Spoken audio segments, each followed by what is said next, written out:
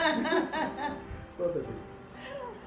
Well, I'm Jillian Finley Laje, and this is my little guy, John Cale. He's 9 months old.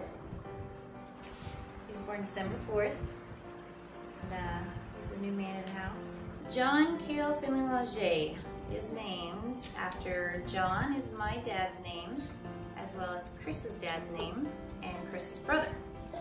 So we knocked out 3 family members with 1 kid. And Cale is just a name I've always loved and thought it sounded great, and I don't think he could go in any other name. It's nap time, and he doesn't feel like having nap time to be a visitor, so here we are. He's really personal. He is. I feel very fortunate. Sociable. He's very sociable, and I don't have anything to compare it to, but he's a really good baby. I've definitely changed. It's challenging. You have to have a lot of patience, but you just reprioritize everything. What was important 12 months ago means nothing now. My first wedding, I was an apprentice for when I was 14. Wow. And I actually was the one that tied all those balloons that made those big arches over the dance floor. That was my job.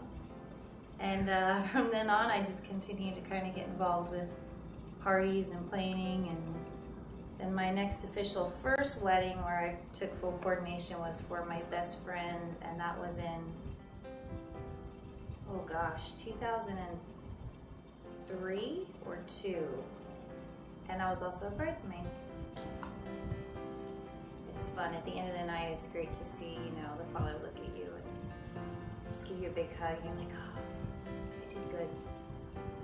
I've planned or been involved with maybe over 100, 120, maybe 150 weddings.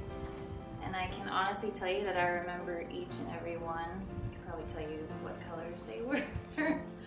But there's so many good ones. There's a lot of good ones. It would hard to be, I can't narrow it down to one. I have certain moments that really stand out in my head. I had a couple, her name was Kelly, his name was Ryan, if I remember correctly.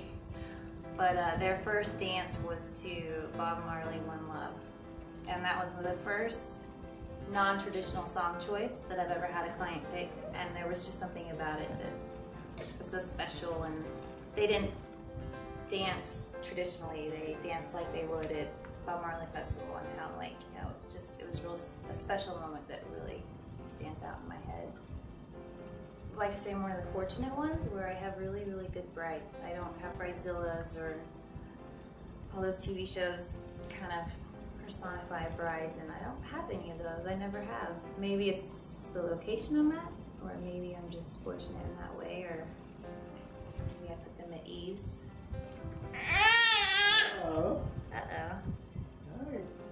Brides that I like to work with, I like to work with all kinds of brides. I think I kind of attract one type of bride, and they usually seem to be the more laid back and casual, that are more flexible with their choices, or my reins that I have as far as decoration. Oh goodness. I like to approach brides first of all by meeting myself, and that way we know right away. Maybe they don't want to choose me as their wedding coordinator, but the first thing I always do is, of course, just relax, get to know you, how are you, and then I have a 4-page questionnaire that I like to use.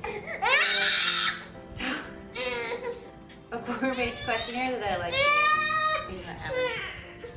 I think I would like to believe that I can influence their style tremendously, but in all honesty, I don't want to do that. I don't want to influence my style on them, because deep down inside, every girl's had this vision of their day in white ever since they were a little girl. So if they have this vision and this idea of what they want their day to be like, my job's not to say, oh, you should do it this way. It's to say, okay, that's what you want. We're gonna make it happen.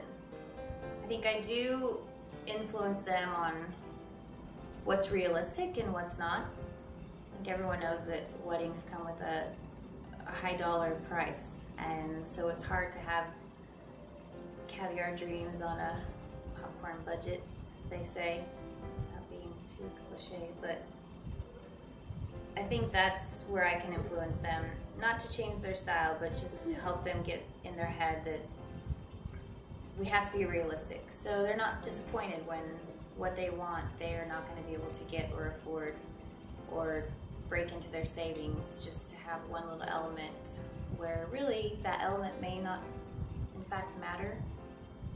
So I think that's more important, you know.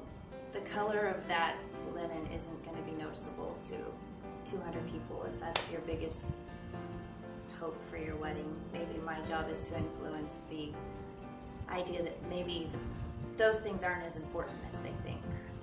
I think it's just building trust and knowing that they are confident in my experience and my knowledge about the industry and current pricing, and really just a trust factor. I think if there wasn't trust in a type of relationship or friendship formed in the amount of time that we are planning a wedding, then, you know, who am I to say what I think they should do? Back to, I think I've been real fortunate getting us good brides and ones that are really laid back and casual. But I think maybe I tend to attract the ones that are a little more outside the box, that are flexible of doing things that are not so traditional, more casual. You know, having reggae music as they walk down the aisle, or bongos playing for the wedding march, and you know, just different ideas, different personalities. And definitely outside the box, I think. And they're fun too. They want stuff that's different, more Austin-y.